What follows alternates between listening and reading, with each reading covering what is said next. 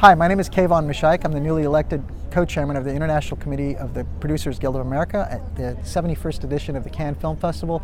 I'm happy here to talk with Stephan Bender of Film France, and today we're going to talk about why it's important to come to the Cannes Film Festival.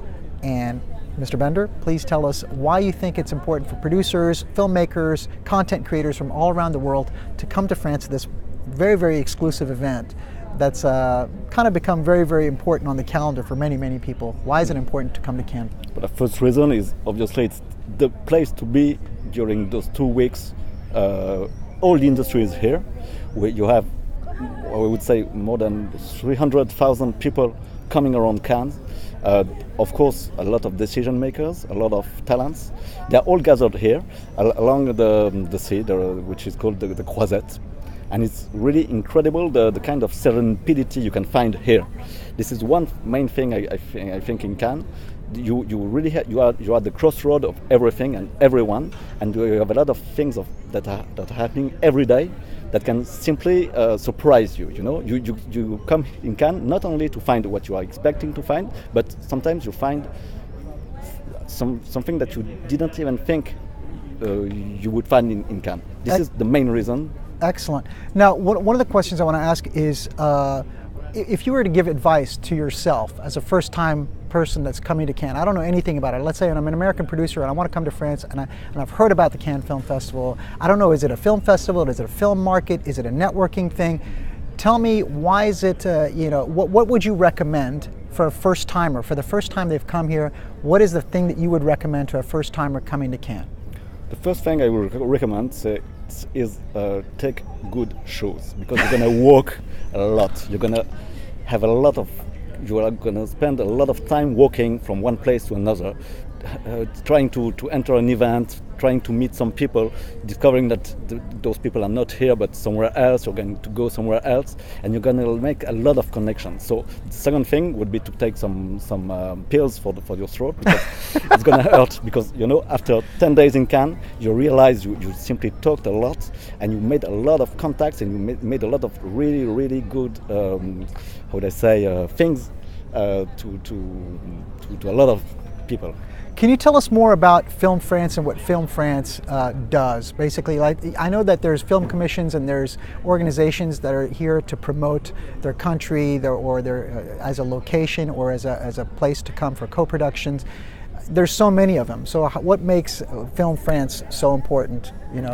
As for the fact that it's the host country. But can you tell us more about Film France? The thing that makes Film France more important is France, of course. You are in France here, mm-hmm. and France is known all over the world. Mm-hmm.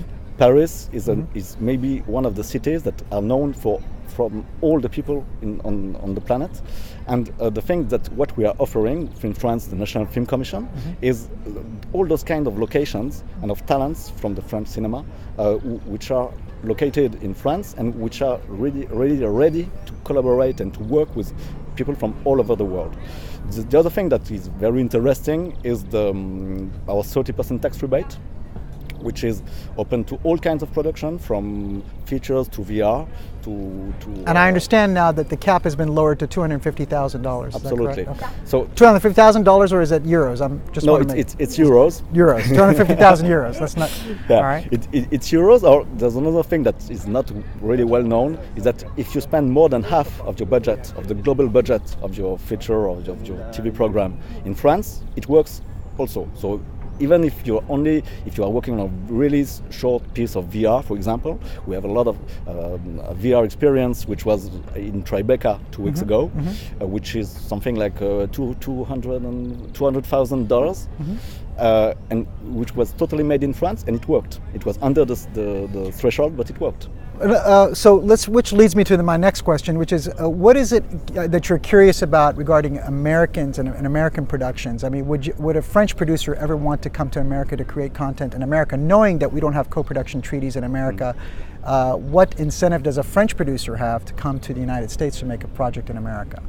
The fact is that you are perfectly right. There is no co-production, but if you take a look at the list in the last 10 years of the French co-production, co-production with the US, which are not official co-production, are the second ones. I mean, the first partner of France is Belgium, and the second one is the US. Wow, that's something that I didn't know either. So the French producer who are working with the US bring something. They bring their talents. They can bring some money, Right. not the official money, because we have a lot of French subsidies which Right. are really Right. good for the French cinema, but which are not working a lot for this kind of features.